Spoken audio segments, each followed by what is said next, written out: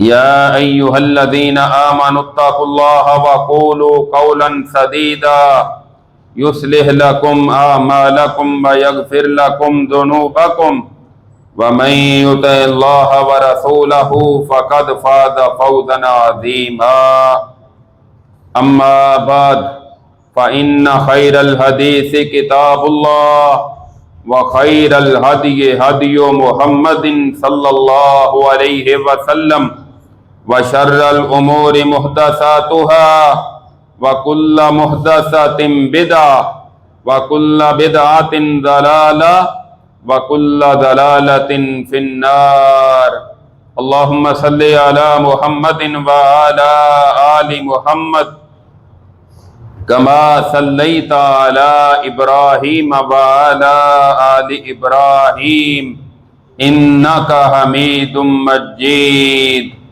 اللهم بارك على محمد وعلى آل محمد كما باركت على إبراهيم وعلى آل إبراهيم إنك حميد مجيد رب اشرح لي صدري ويسر لي أمري واحلل عقدة من لساني يفقهوا قولي رب زدني علما اللهم انفعنا بما علمتنا وعلمنا ما ينفعنا وزدنا علما فأعوذ بالله السميع العليم من الشيطان الرجيم بسم الله الرحمن الرحيم وَإِذْ قَالَ إِبْرَاهِيمُ رَبِّ اجْعَلْ هَذَا بَلَدًا آمِنًا وَارْزُقْ أَهْلَهُ مِنَ الثَّمَرَاتِ مَنْ آمَنَ مِنْهُمْ بِاللَّهِ وَالْيَوْمِ الْآخِرِ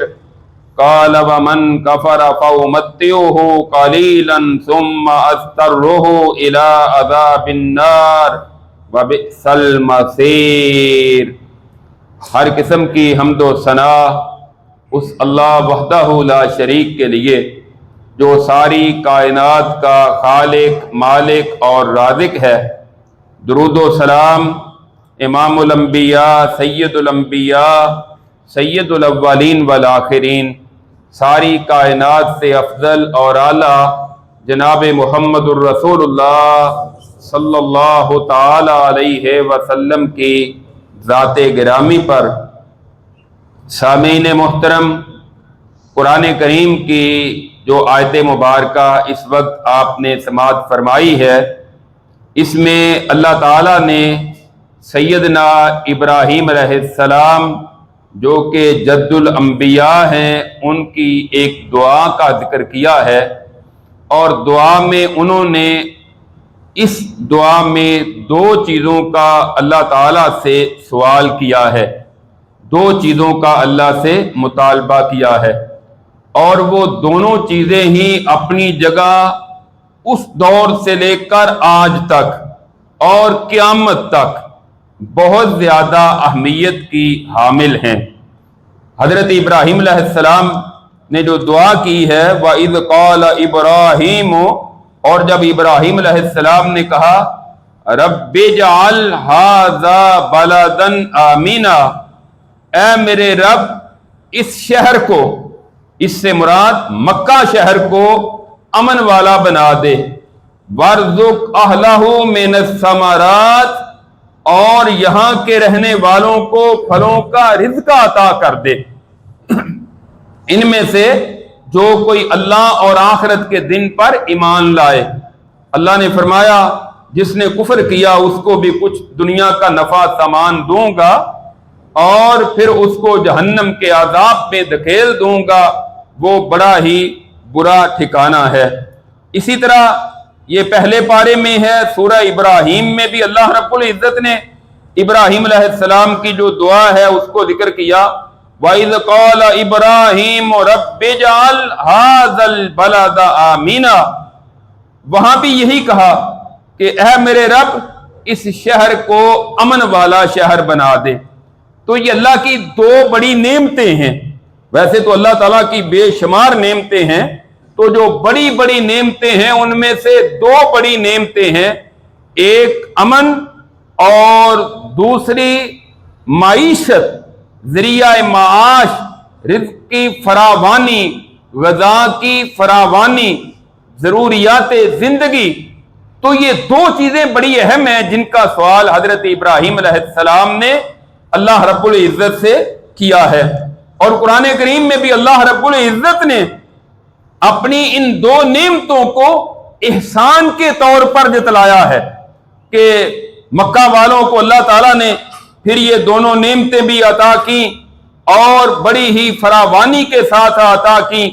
تو جب یہ دونوں نعمتیں ان کو مل گئی تو اللہ رب العزت نے اس کا ذکر 30ویں پارے میں فرمایا ہے، فرمایا لِإِلَافِ قُرَيْشٍ إِلَافِهِمْ رِحْلَةَ الشِّتَاءِ وَالصَّيْفِ فَلْيَعْبُدُوا رَبَّ هَذَا الْبَيْتِ الَّذِي أَطْعَمَهُم مِّن جُوعٍ وَآمَنَهُم مِّن خَوْفٍ۔ اللہ تعالیٰ فرماتے ہیں قریش کے سفر سے مانوس ہونے کی وجہ سے، سردیوں کا اور گرمیوں کے سفر سے مانوس ان کا ہو جانا، قریش مکہ جو تھے یہ دو سفر سال میں کیا کرتے تھے، تجارتی سفر، ایک ان کا سفر گرمیوں میں ہوتا تھا، ایک سردیوں میں ہوتا تھا۔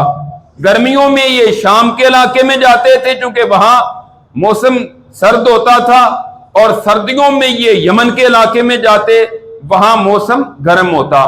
تو یہ دو سفر ان کے تجارتی ہوتے، اور یہ ایسے سفر ہوتے تھے کہ گرد و نواح میں باقی لوگ سفر کرتے، ان کے قافلے لوٹ لیے جاتے تھے، ان کو راستے میں چوری کے، ڈکیتی کے، وارداتوں کے خطرات درپیش ہوتے تھے، اور لوگ علاقوں سے گزر کر جاتے تو مختلف قبائل ان سے ٹیکس لیا کرتے تھے اپنے علاقے سے گزرنے کا، اور پھر جو اپنے علاقے ان کے تھے وہاں بھی امن نہیں ہوتا تھا، لوگوں کے جان و مال کو، عزت کو خطرات درپیش تھے۔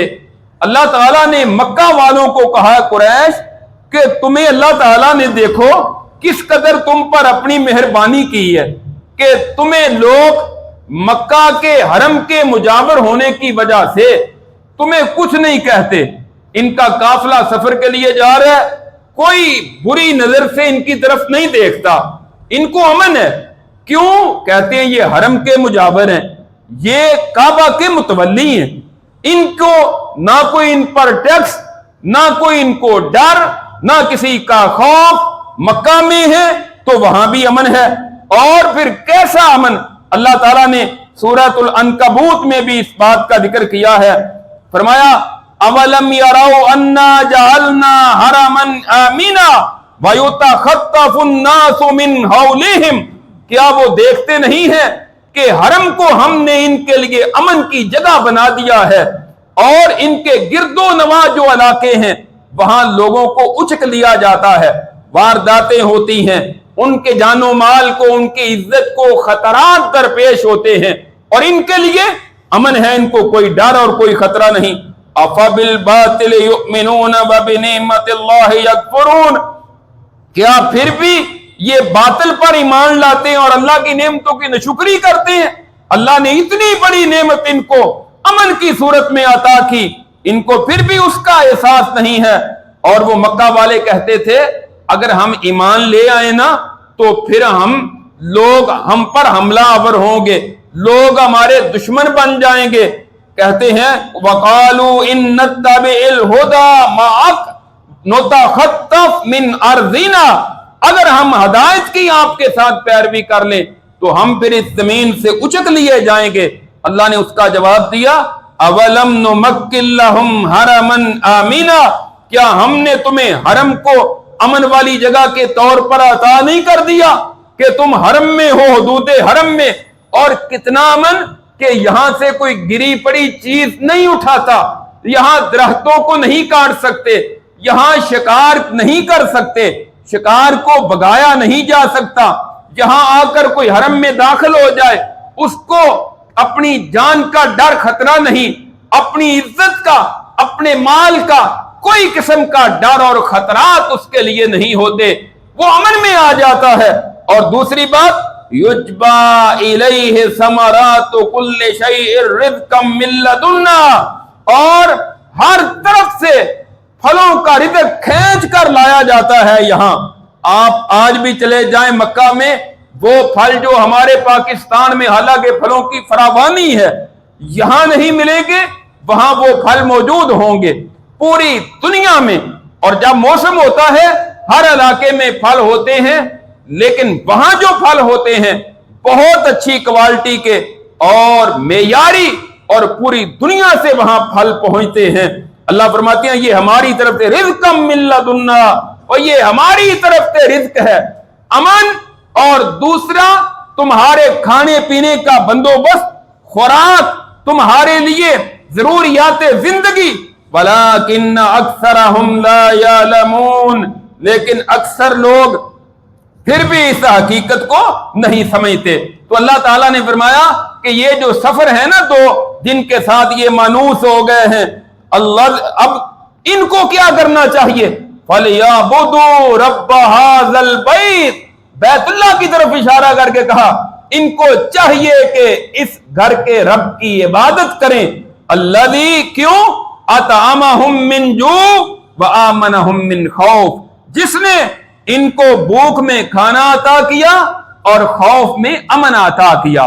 یعنی اس صورت میں بھی اللہ رب العزت نے ان دو نعمتوں کا ذکر کیا ہے کہ یہ دو بڑی بڑی نعمتیں ہیں اللہ کی، ایک امن اور دوسرا رزق، معاش، ذریعہ معاش. اللہ رب العزت نے یہ دو چیزیں عطا کی ہیں. اور جامع ترمذی میں حدیث ہے، نبی کریم صلی اللہ علیہ وسلم کا فرمان ہے، آپ فرماتے ہیں من اصبح منکم معافی فی جسدہ، جس نے تم میں سے اپنے گھر میں صبح کی تندرستی کی حالت میں، صحت ہے، صبح بیدار ہوا، کوئی بیماری نہیں ہے، صحت مند ہے، آمینن فی سربہ، اور اپنے گھر میں امن کی حالت میں ہے، کوئی ڈر اور کوئی خطرہ نہیں، عند قوت یومہ، اور اس ایک دن کا جس میں صبح کر رہا ہے اس کے پاس کھانا موجود ہے، فَكَأَنَّمَا حِيزَتْ لَهُ الدُّنْيَا،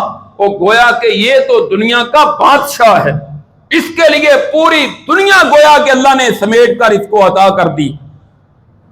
پہلی نعمت کہ جس نے صحت کی، تندرستی کی حالت میں صبح کی، الحمدللہ اللہ کا شکر کیا کریں، اللہ نے صحت دی ہے، اللہ کا شکر ادا کریں.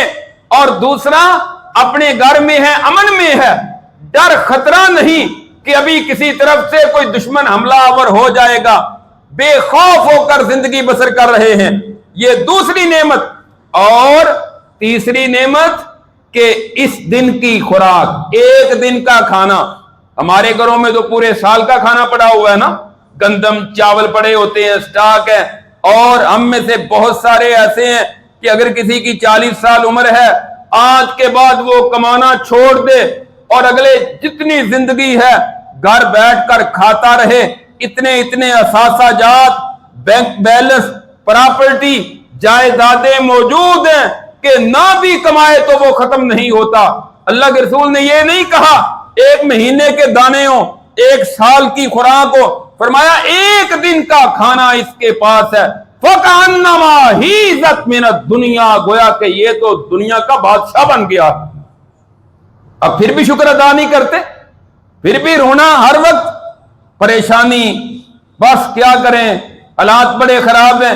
سب کچھ ہونے کے باوجود اللہ کی ڈیمانڈ اور مطالبہ ہے کہ میرے بندو، میں نے یہ تمہیں صحت دی ہے، تندرستی دی ہے، امن دیا ہے، رزق دیا ہے، لہذا تم میرا شکر ادا کرو. تو امن جو ہے، اس کی بات کر رہے تھے کہ امن جو ہے اس کی بڑی اہمیت ہے، یہ اللہ کی بڑی نعمت ہے. نبی کریم صلی اللہ علیہ وسلم نے کی زندگی پر اگر نظر دوڑائی جائے، آپ کی پوری زندگی دنیا میں امن قائم کرتے ہوئے گزری ہے. دین اسلام امن والا دین ہے. اسلام کے جو مخالف ادیان اور مذاہب ہیں وہ دنیا میں دہشت پھیلاتے ہیں، لوگوں کو پریشان کرتے ہیں. اللہ کے رسول صلی اللہ علیہ وسلم تو امن کا پیغام لے کر آئے، اور ابھی آپ کو نبوت نہیں ملی، آپ کی جوانی والی زندگی ہے، آپ کا مکی دور دیکھیں، ابھی اللہ نے آپ کو نبوت کی ذمہ داری نہیں سونپی کہ ایک حادثہ ہوتا ہے، وہ یہ ہے کہ بنو زبید خاندان کا ایک شخص مکہ میں آتا ہے اور اپنا مال بیچتا ہے، عاص بن وائل اس سے اس کا مال خرید کے اس کو پیسہ نہیں دیتا، گویا کہ غصب کر جاتا ہے۔ یہ باہر سے آنے والا ایک مسافر ہے، یہ مکہ میں پریشانی کی حالت میں بیت اللہ میں جا کر کہتا ہے لوگوں میں لوٹ لیا گیا، مجھ پر ظلم ہو گیا۔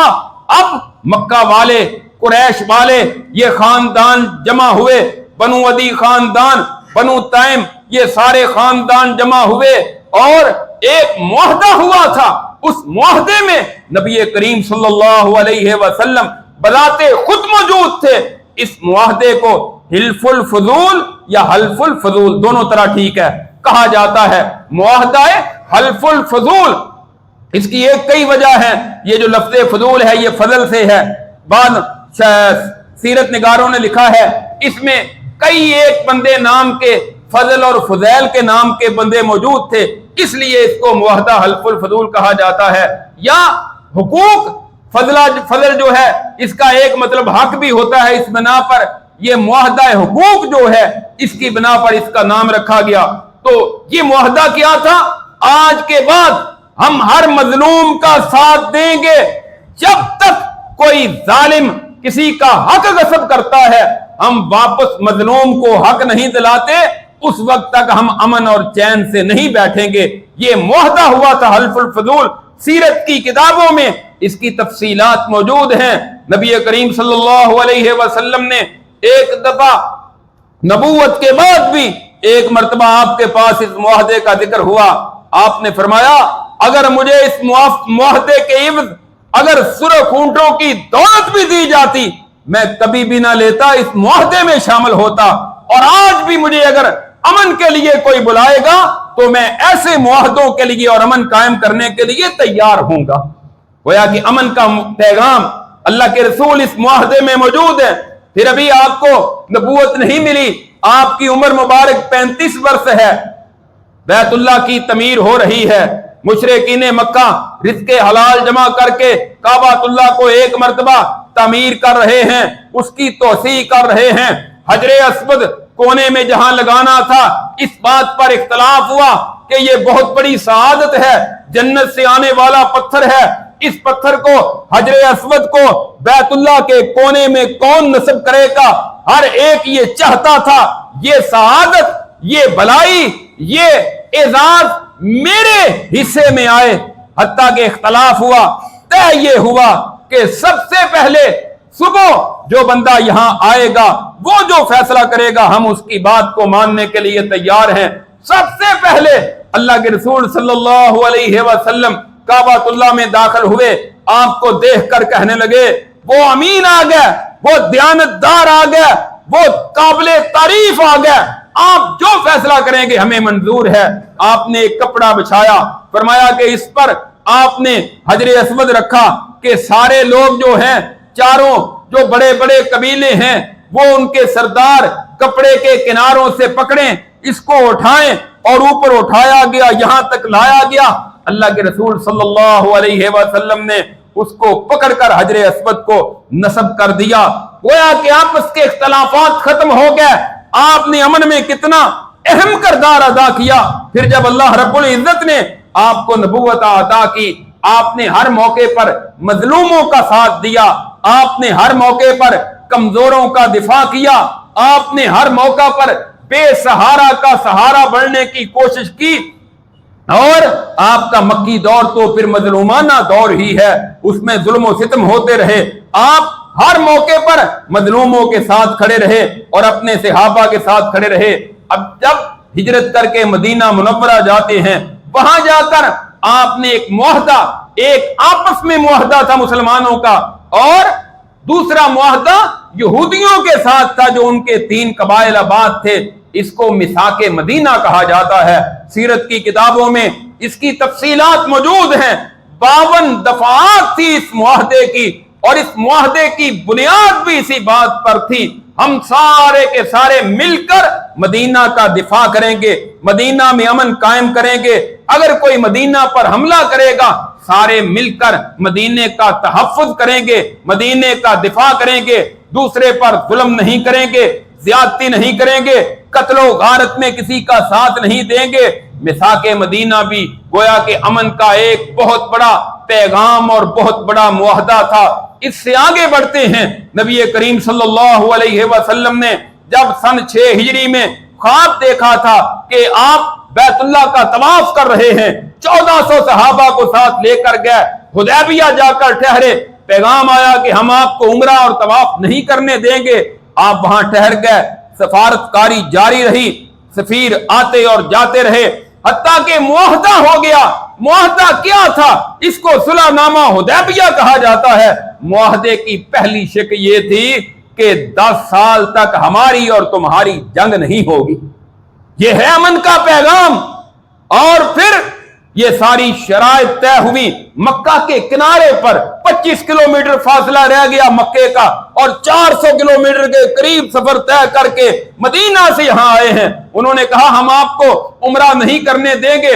आपने तस्लीम कर लिया, ठीक है नहीं करेंगे, अगले साल आएंगे उम्रा करेंगे। फरमाया ठीक है हम अगले साल करेंगे। कई ऐसी इसकी दफात और शिक्कें ऐसी थी जो बज़ाहिर मुसलमानों के खिलाफ महसूस हो रही थी। हजरत उमर रज़ी अल्लाह तआला सही बुखारी में है, कहते हैं अल्लाह के रसूल क्या हम हक पर नहीं हैं और ये बातिल पर नहीं है? फरमाया उमर हम हक पर हैं, ये बातिल पर हैं। फिर हम इनके सामने अपने आप को नीचे करके इस तरह की शराइत तस्लीम क्यों करें? क्यों हम इस तरह का मुआहदा कर रहे हैं? आपने फरमाया इन्नी रसूलुल्लाह, उमर मैं अल्लाह का रसूल हूं। हजरत उमर को एहसास हो गया कि अब मुझसे गलती हो रही है। अल्लाह के रसूल जो मुआहदा कर रहे हैं, अल्लाह ने इस मुआहदे के अमन और पैगाम को और इसमें ऐसी खैर और बरकत डाली, इन्ना फतहना लका फतहम मुबीना, इसको फतह मुबीन करार दिया कि ये भी तुम्हारी अमन कायम कर लेना बहुत बड़ी कामयाबी है कि कुफारे मक्का के साथ तुमने जंग नहीं की। और इसी मौके पर 80 बंदे आए थे मक्का वालों के, कुरान ने उसका भी जिक्र किया है सूरतुल फतह में। अचानक आकर इन्होंने मुसलमानों पर हमला किया, आगे से अल्लाह के रसूल ने सहाबा इकराम से मिलकर दिफा किया, उन सबको गिरफ्तार कर लिया और आपने उन सबको आजाद कर दिया। अगर आप उनको कत्ल करते, ये अमन का मुआहदा तार तार हो जाता, वक्ती तौर पर लड़ाई शुरू हो जाती, हालात खराब हो जाते। आपने अमन कायम करने के लिए उनको भी आजाद कर दिया, कुरान ने उसका भी जिक्र किया है। और फिर इसके बाद भी ये जो 10 साल का मुआहदा था, आप अपने मुआहदा अमन पर कायम रहे, आपने मुआहदा नहीं तोड़ा। 2 साल के बाद मुशरिकीन मक्का ने मुआहदा तोड़ दिया था और उन्होंने इसकी खिलाफ वर्जी की थी। आपने फरमाया अच्छा इन्होंने मुआहदा तोड़ ही दिया है, चलो मेरे सहाबा फिर तैयारी करो, अब मक्का जाकर फतह करते हैं। और 10,000 का लश्कर निकला था, मक्का पहुंचे।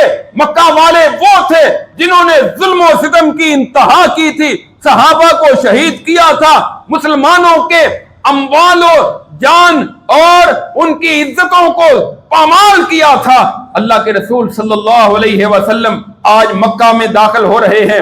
हजरत साद बिन उबादा कहते हैं अल यौम यौमुल मलहमा अल यौम तुस्तहल्लुल काबा, आज का दिन ऐसा है हम इनके चेथड़े उड़ा देंगे, हम इनके टुकड़े टुकड़े कर देंगे। आज काबा की हुर्मत जो है वो भी हलाल की जाएगी। रसूलुल्लाह ने जब ये सुना, आपने फरमाया नहीं, वो आज बदले लेने के दिन नहीं है, आज तो रहमत के दिन है, आज शफकत का दिन है। मन दखला दार अबी सुफियान फहुवा आमिनुन, जो अबू सुफियान के घर में दाखिल हो जाएगा वो भी अमन में आ गया है, उसको भी कुछ नहीं कहा जाएगा। वमन अलका सिलाह फहुवा आमिनुन, जिसने अपने हथियार फेंक दिए वो भी अमन में है। वमन अगलका बाबहु फहुवा आमिन, और जिसने अपने घर का दरवाजा बंद कर लिया वो भी अमन में है, उसको भी कुछ नहीं कहा जाएगा। वमन दखल अल मस्जिद फहुवा आमिन, और जो मस्जिद हराम में बैतुल्लाह में दाखिल हो जाएगा उसको भी कुछ नहीं कहा जाएगा।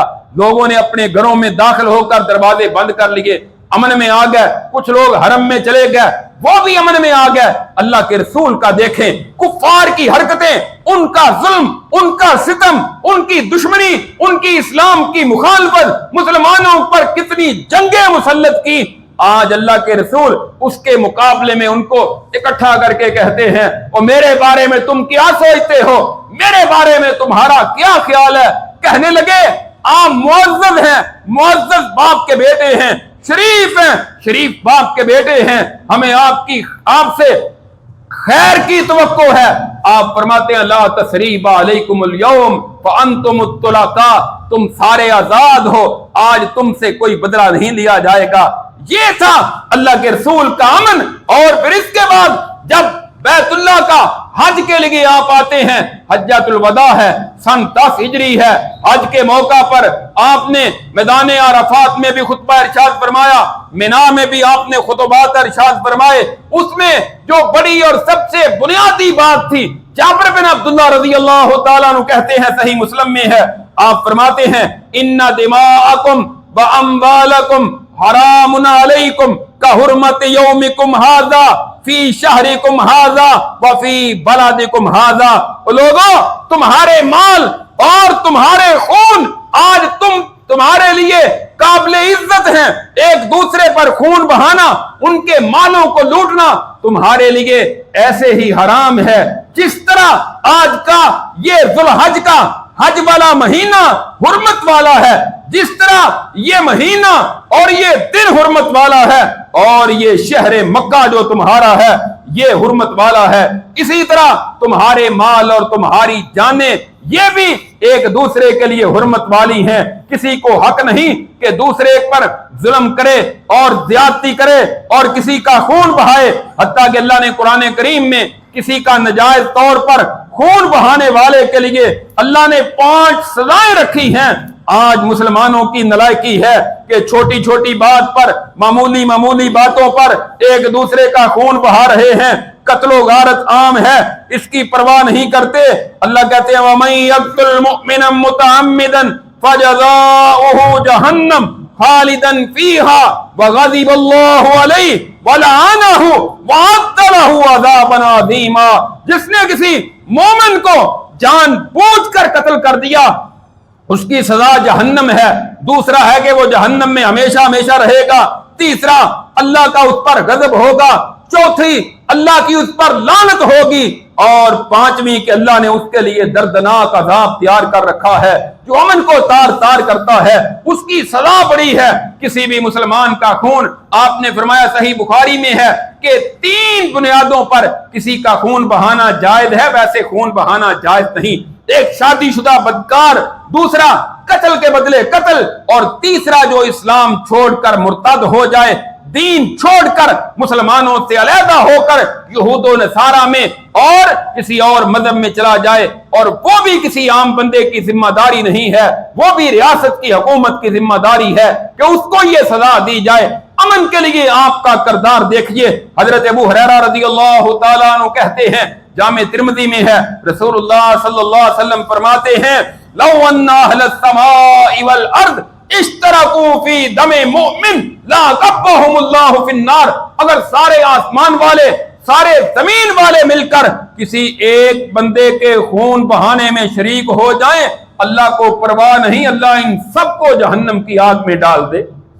कि कितनी इज्जत, कितना एहतराम अमन के लिए और लोगों के तहफ़्फ़ुज़ को आपने किस कदर अहमियत दी।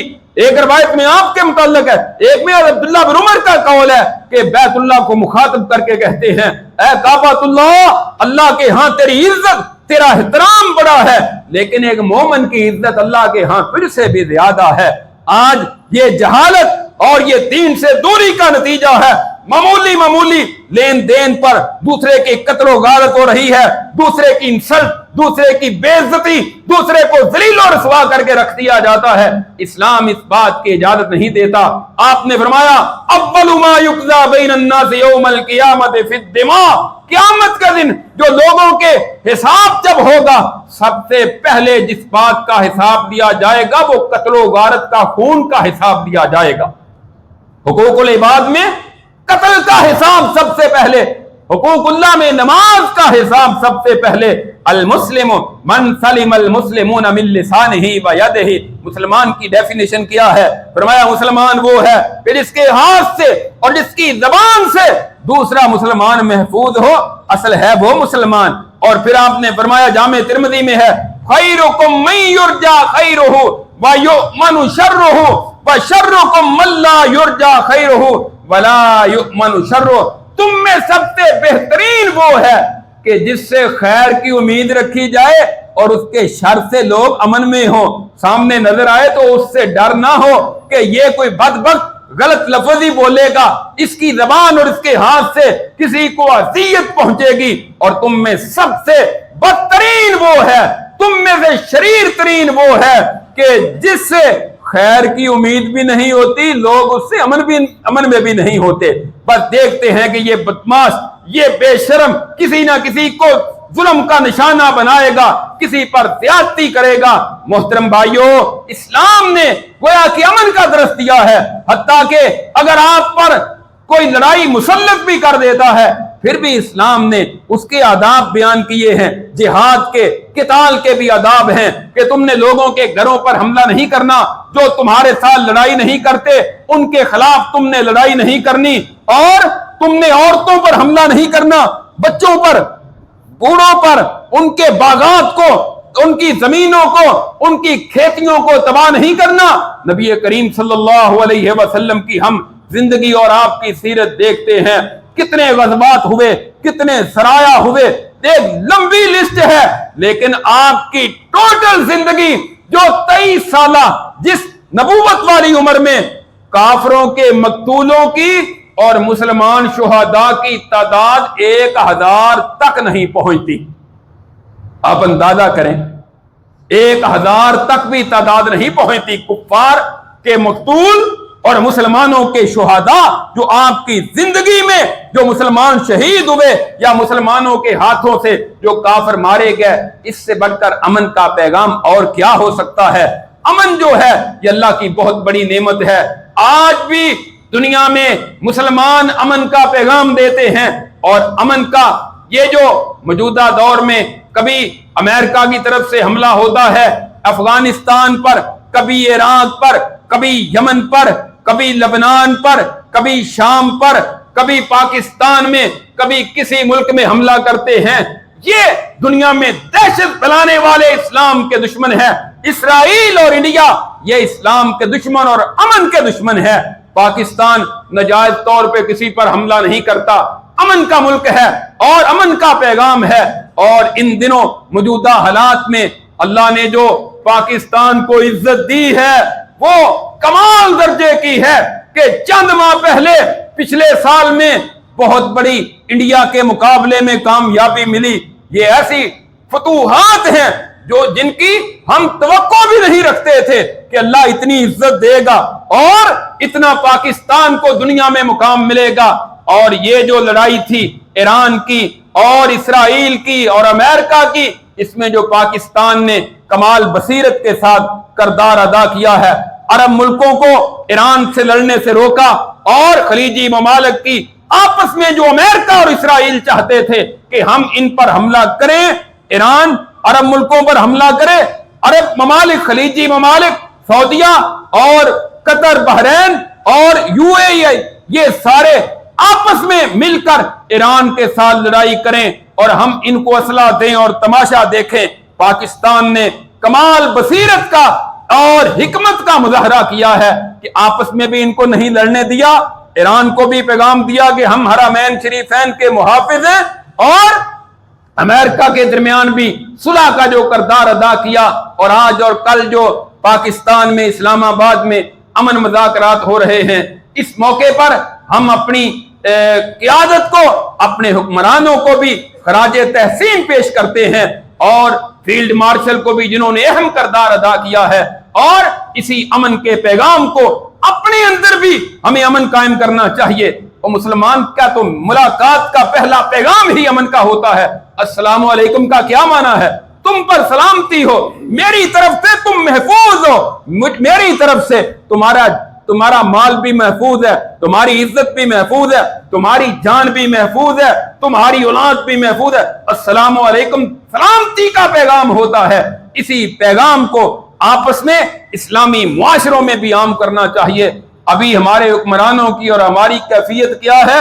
اگر صحیح معنوں میں پاکستان کے ساتھ مخلص ہو جائیں، پتہ نہیں اللہ ان کو کتنی زیادہ عزت دے۔ کل کے پورے دنیا کے میڈیا میں پاکستان کی تعریفیں ہو رہی ہیں، اور اٹلی کے سابقہ وزیر اعظم نے تو یہ بھی کہا ہے کہ پاکستان کو دنیا کا نوبل انعام ملنا چاہیے۔ انہوں نے بہت بڑی لاکھوں لوگوں کی ہلاکتوں کو بچایا ہے اور انہوں نے امن کا کردار ادا کیا ہے۔ اسلام کا بھی یہی پیغام ہے، اللہ کے رسول کی سیرت اور آپ کی زندگی بھی امن کا پیغام دیتی ہے۔ اللہ رب العزت سے دعا ہے اللہ ہمیں بھی امن و امان کے ساتھ رہنے کی، اتفاق و اتحاد کے ساتھ اپنے اس اسلامی معاشرے کو بہترین اور خوشگوار معاشرہ بنانے کی توفیق عطا فرمائے۔ آخر دعوانا الحمدللہ رب العالمین۔